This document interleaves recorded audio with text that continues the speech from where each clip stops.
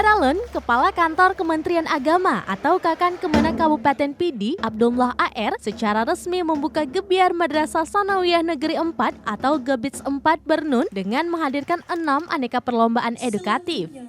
Adapun yang diperlombakan yaitu hafalan ayat pendek juz ke-30, tilawah olimpiade dalam bidang matematika, IPA dan IPS, ranking 1, SKJ 2012, serta peragaan busana muslimah. Abdullah AR mengatakan kegiatan ini dirangkai bertujuan untuk mendongkrak mutu pendidikan agar menjadi barometer dalam menakar kemampuan dan kecerdasan siswa. Maka diharapkan ajang ini akan melahirkan generasi Islam yang cerdas dan beragama di era milenial mendatang.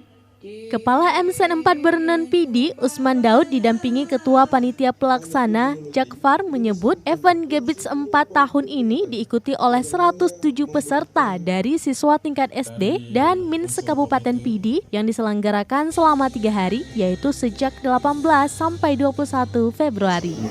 Proses pendidikan itu haruslah melibatkan apa yang tersembunyi dari diri kita. Dari Sigli, Idris Ismail, Surambi On TV.